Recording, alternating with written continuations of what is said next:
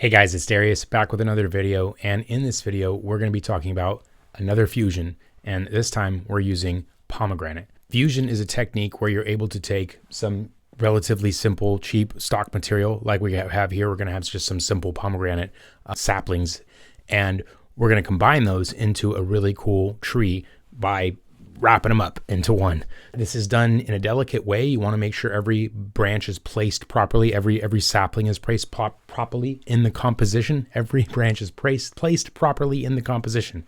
That one's hard to say.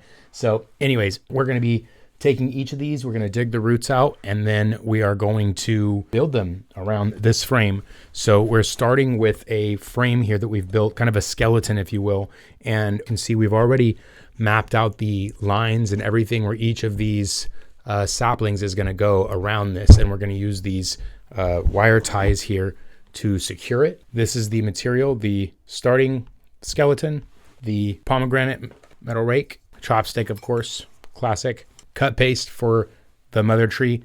There's several techniques also happening in this video, guys. We're going to be discussing air layering, which is where some of these saplings are going to come from. They're going to come from the air layers, which is a technique where you can turn one tree into many. And so the air layers we're going to take from the mother tree, where these actually come from as well. We've taken from the mother tree, and they were used to grow these saplings. And then these saplings now are ready to contribute some of their own air layers. So one tree has contributed to all of these saplings, the 10 or 8 or so we're about to take, and into this really cool fusion we're going to create. So let's get into it. All right, so we're actually going to start with these two trees right here. You can see there's two saplings. I was lazy and planted them both. They were cuttings actually from the mom. I planted them both here in the same pot lazily, and now we're going to have a fun time taking them apart. Usually I just tease this out by my finger like this. There's a lot of really strong roots here. Really important that you only do this during certain times of the year. Right now it is late winter. I think we're going to have an early spring this year in Northern California, zone 9. So make sure that you're aware of your zone, your specific trees, species that you're trying to do this to, because certain trees store their energy in the roots during winter or during dormancy. Others store them in their trunk and in their branches. So, and then other like evergreens, they don't lose their leaves. So be familiar with your species, and if you're not sure which one to choose, it's always best to go with the species that you already see growing locally, something native, right?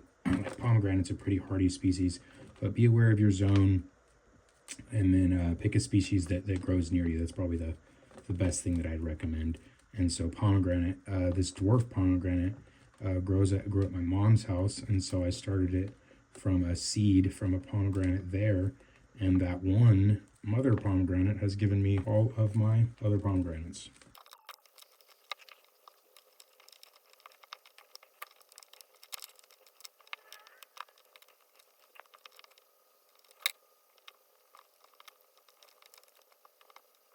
Also be aware, some species you cannot bear root. Pomegranate is one that's typically okay with it this time of year, but some species like pines or conifers are much more sensitive to doing bare rooting like we're going to do here with these, or near bare.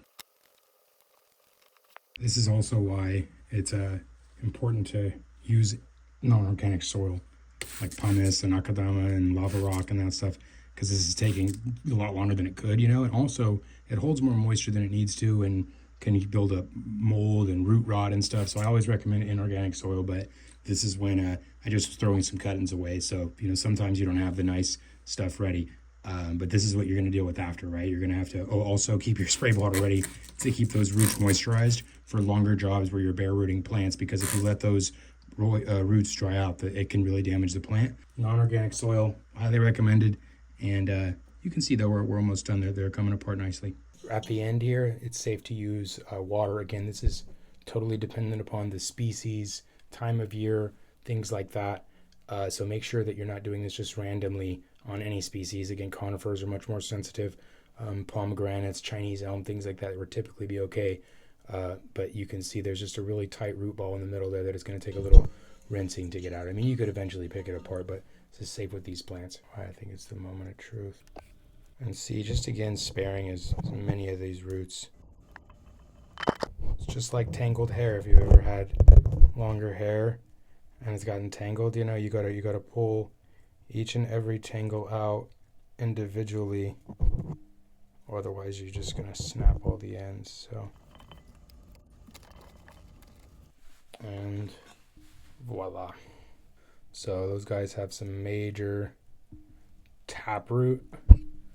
We're gonna actually lose the majority of that taproot, I think, as we go to put this guy into fusion. You'll see what we're gonna do. So they're gonna go to the side for now. You can see also has some really strong root growth.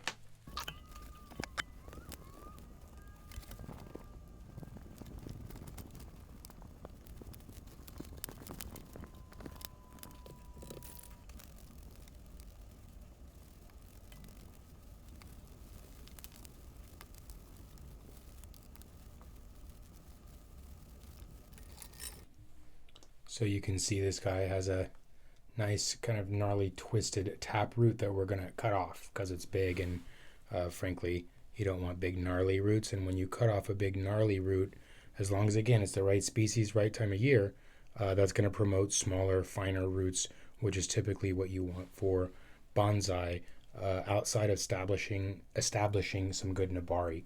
So nabari is going to be that root spread. So you can see this one was already in a kind of wide pot like that, so it has some good root spread going on natively, you know, naturally, besides this kind of one long ugly root we'll get rid of. So let's get to the rest. So this is the mother, and I actually already took off some of the air layers earlier. These were done really late in the season, and I didn't think they were going to take, and they didn't. So it didn't even callus this time. You could see it's very alive, but it didn't even callus up this time. So we'll put those guys in the rooting piece.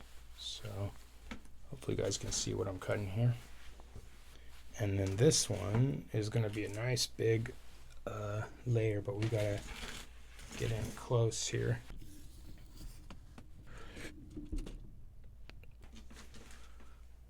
Okay, so we took the grafting tape. You can use saran wrap, and yeah, you can see lots of roots in this layer. So we're just gonna go ahead and cut him off right at the base. You can see a nice chunky root in that, so we're gonna put this guy in there for now too. And you can see that's like a full little tree all by itself. So cute. All right, one more. And then this is a straightener, right? Like a back brace, like Forrest Gump. We're straightening it, and then we're gonna get this last guy right here. But I want to avoid this branch that's with it. So I think you guys can see that. There's this little branch I'm gonna avoid while getting the main guy. There we go. And we'll come and trim this off the mother, clean it up a little bit when we're done here. Fusion's got to go faster. That can wait just a minute. And that's the mom of all of them. She's not looking too hot right now because she's not at the right angle, but she will. All right, so here's where the job actually has to get quicker. These are the air layers. You can see where the roots have grown into this air layer right here. And so this is going to be a whole new tree that's going to go into the fusion. And so once we remove this though, right, it's no longer connected to the mother, the daughter of the mother. So it's no longer going to be connected. And so we're going to move quickly to make sure that we try to reduce shock as much as we possibly can. I'm not sure if there's roots in this one. I can't quite see, but hopefully there are. And then so I'm going to take this one off of this, and then this will be, so I'll take this shoot here, and then this will be the other main from the branch going up, and then I'll take this one over here, hopefully, as also its own air layer. Let's see. So it's a piece of wire around a piece of grafting tape, and then around moss, right? Sphagum moss or sphagnum moss, I think sphagnum. It's a weird word, but it's a good moss. Great for bonsai. air layer happen. See, look, it's got a little root system and then some branching and everything. But it's going to go into the fusion. Now let's take this other, see. So this is an example of a failed air layer. You can see it was completely ringed right here.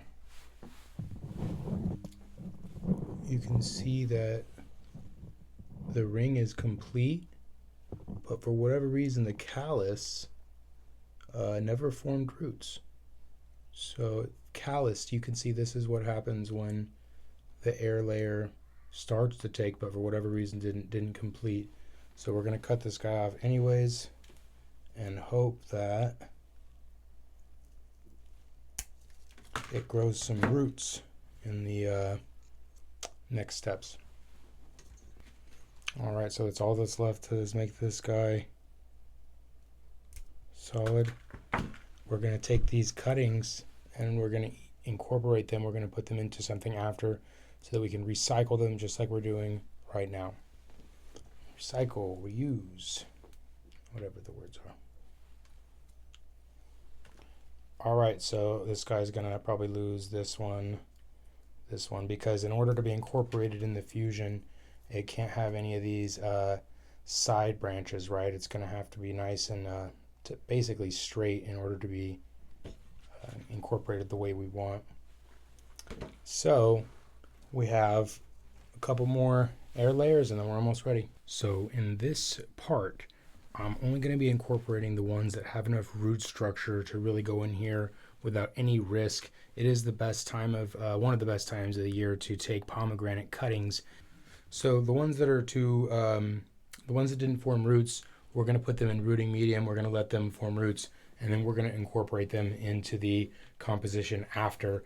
But so now it's time to take the wires off this guy and start deciding which ones are going to go where. And I've already sort of just looking at this and know, because I'm going to try to incorporate the bend and root structure of this guy. So he's going to kind of have to go in an area like over here. And I've already drawn that in, right, where the thickest one's going to go. So I've already pre-planned where most of these are going to go. And it looked generally how I planned it was going to go. So let's go ahead and get into it.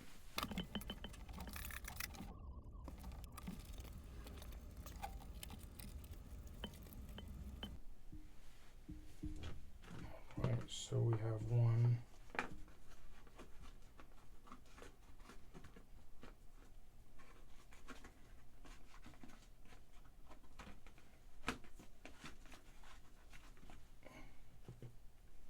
And then we start by securing these around the areas that make sense to do so. And it's okay if there's a little breakage as long as you don't completely snap it, because it's a pomegranate, should survive, should be just fine. And see, so we're following the line, right? It's on the outside, so we're going to make sure this guy stays on the outside track of the drawing and stuff that you see I've done here.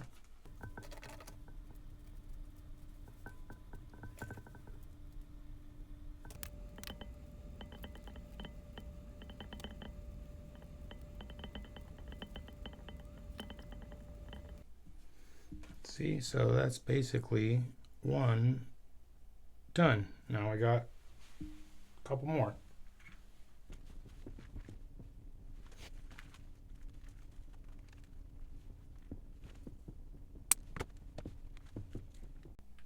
This guy's gonna go next. And see, like this one has a right angle at, because I meant to lay it flat where these two are. But then this is a right angle from that, so I'm going to have to bend and maneuver.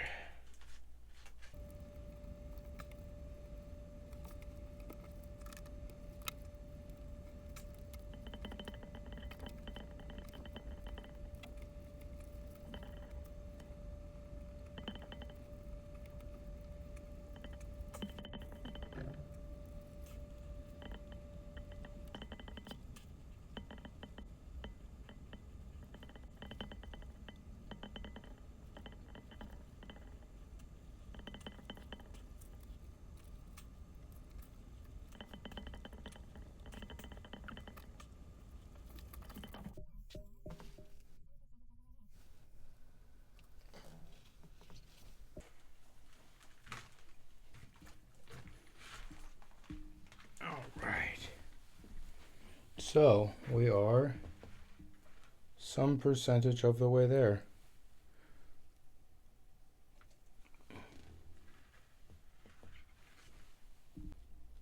So this is the semi-finished product.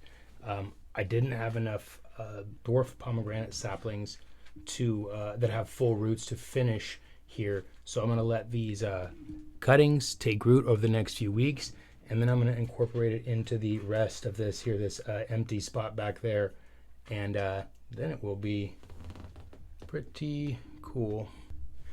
So this is it, guys, the semi-finished product, and you can see it's already got a pretty cool looking twist to it. This would have normally taken years of growth to create, which we did in a single season using some 1 season old material. So there it is. We're going to come back and we're going to check on this guy. Once those other cuttings are finished, we're going to add them back into here, and then all the empty gaps are going to be filled. And the growing season is going to start. This stuff's going to fill out really quick. All these shoots are going to come off, and this thing is going to look completely different, and we'll provide an update here shortly. So if you like techniques like this to grow bonsai faster, perhaps you're playing catch up from years of not doing it, don't worry. You don't have to wait 10, 20, or 30 years to have some really cool trees like this. Consider following this channel because these are the types of techniques I like to focus on. I don't have all day, all year, all life to enjoy some really cool trees. Consider following the channel, and we'll see you in the next video, guys. Thank you. And then here's the bonus lesson. If you've made it this far, we're going to do cuttings with all of these cool little pieces. So we got some rooting powder. Not that it's super necessary with pomegranate. They usually root pretty easily, but so take the cutting, 45. Dip in the, tap off the extra. You need a lot extra on there, make sure you get the excess off. And then we'll get all of these guys prepared. This is a huge callus, so it should take pretty easily. And this one, see, it has a little bit too much foliage, so we're going to want to pick off the rest of that foliage. Just kind of make sure it's mostly bare. For cuttings, foliage, you don't need a lot of it. You want a little bit's okay, but even with none with these, if they're hardwood winter, full dormancy cuttings, that's fine. Because as soon as they get under some sunlight and some warmth, right conditions, they'll grow. But you don't want too much water on cuttings with no callus or no roots, because it won't be able to absorb much water, if any. And if you keep it in a really humid environment, 100%, it might form mold and stuff. So the trick is a little bit in between everything. So there we go, 45. And then so this is just pumice, 100% pumice, where we're going to put all these cuttings in. 1, 2, 3, 4, 5. All right, well, there we go. That's our cuttings for the next batch of fusion or something else. Now also wet this and then cover it in a plastic bag with some holes in it and check it every once in a while in some mid-range light, right? Not any direct sunlight, under nothing powerful, but under some kind of sunlight, like shaded patio or something.